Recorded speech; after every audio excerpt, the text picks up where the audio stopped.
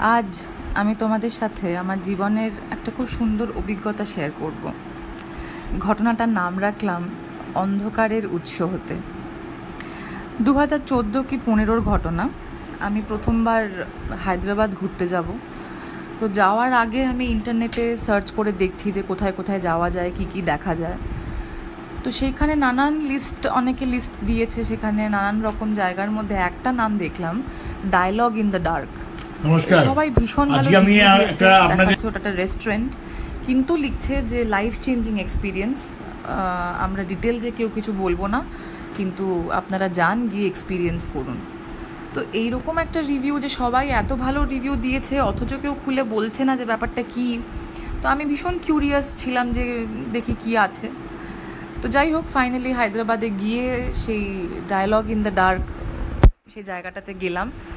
তো গিয়ে দেখলাম বেসিক্যালি একটা রেস্টুরেন্ট, সেখানে 3 কোর্স মিল দেওয়া হবে, বোথ ভেজ নন ভেজ দু রকমেরই অপশন আছে। কিন্তু এই পুরো খাওয়া দাওয়ার ব্যাপারটাই হবে অন্ধকারের মধ্যে। আমাদের সাথে একটা গাইড থাকবে, সে আমাদেরকে ভেতরে সমস্তটা গাইড করে দেবে, এবং পুরো ব্যাপারটাই ইজ ইন দ্য ডার্ক। ভালো কথা, খুব অদ্ভুত লাগছে, অন্যরকম একটা অভিজ্ঞতা, এরকম কখনো শুনিনি এর আগে। তো আমাদের ঢোকার আগে আমাদের চশমা, ঘড়ি, ফোন এগুলো সব ওদের দেওয়া একটা লকারে আমাদের রেখে যেতে হলো, এবং ওরা বললো যে কোনো জিনিস যেখান থেকে লাইট রিফ্লেক্ট করতে পারে বা লাইট বেরোতে পারে সেরকম কোনো জিনিস নিয়ে আমরা ঢুকতে অ্যালাউ করি না। ভালো কথা, আমরা আমাদের লকারে জিনিসপত্র রেখে আমরা রেডি যে ভেতরে ঢুকবো।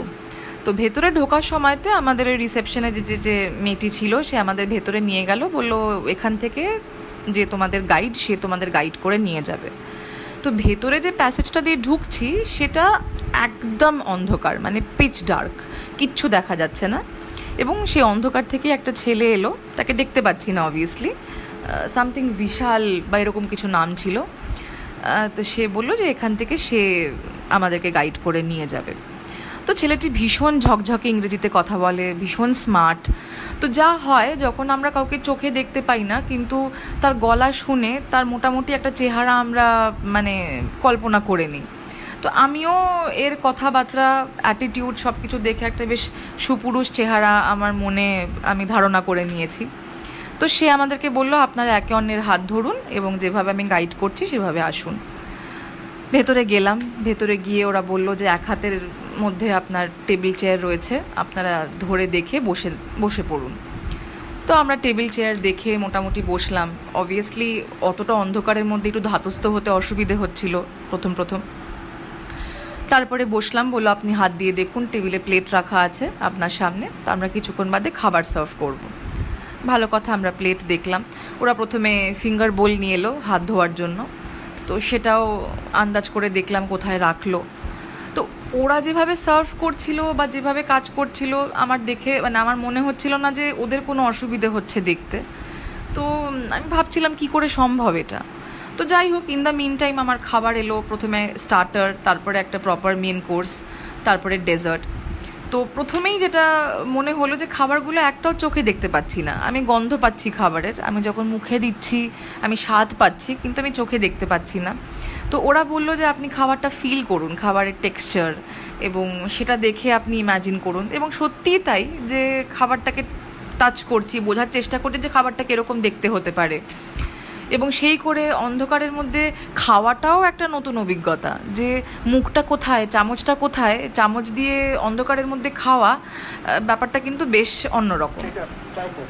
খাবারটা অত্যন্ত সুস্বাদু, আমরা খুব ভালো করে এনজয় করে খাচ্ছি। এবং খেতে খেতে আমার দুটো জিনিস মনে হলো, সেটা হচ্ছে যে কোনো কিছুর সম্পূর্ণভাবে সেটাকে অনুভব করতে গেলে আমাদের প্রত্যেকটা ইন্দ্রিয়কে সমানভাবে ইউজ করতে হয়।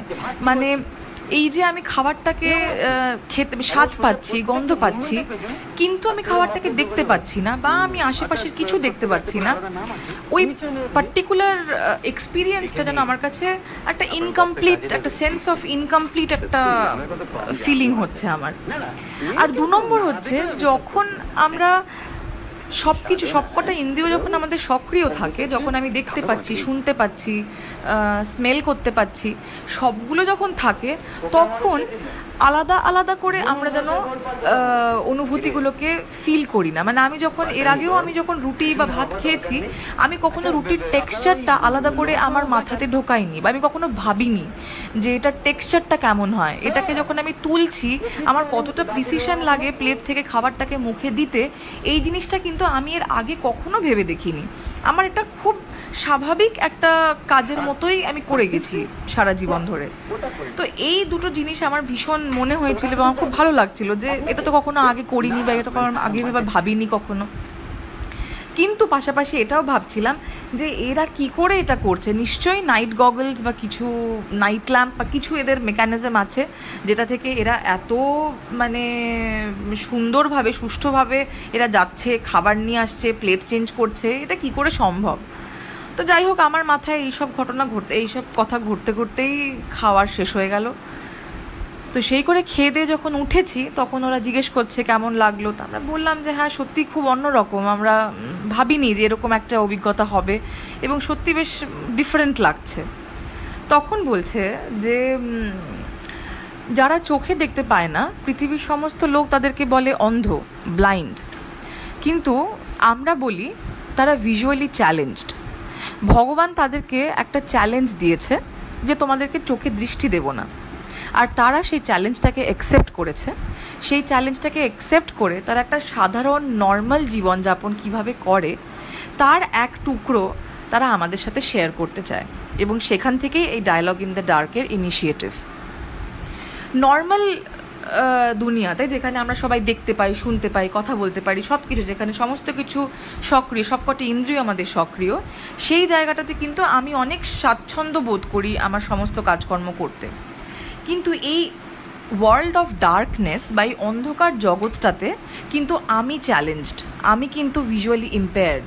আর যে অন্ধ, যে এমনিতেই দেখতে পায় না, সে কিন্তু এই অন্ধকার দুনিয়াটার সে কিন্তু এক্সপার্ট।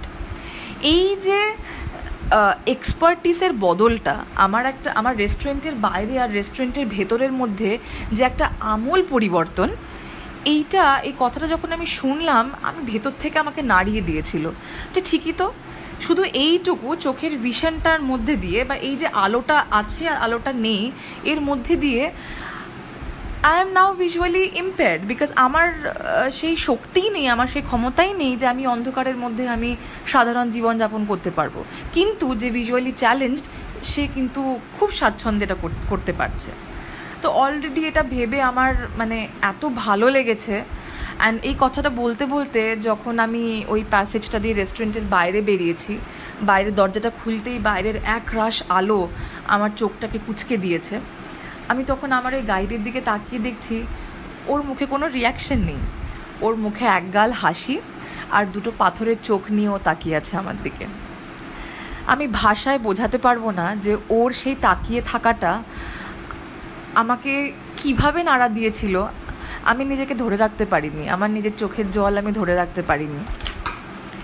এবং সেই দিন ওই মুহূর্তে আমার একটাই জিনিস মনে হচ্ছিল যে ঈশ্বর মানুষকে প্রতিনিয়ত নানা প্রতিকূলতার সামনে দাঁড় করান, আর সেই বাধাগুলোকে অতিক্রম করে এই সুন্দর পৃথিবীর স্বাদ আস্বাদন করার নামই হয়তো জীবন।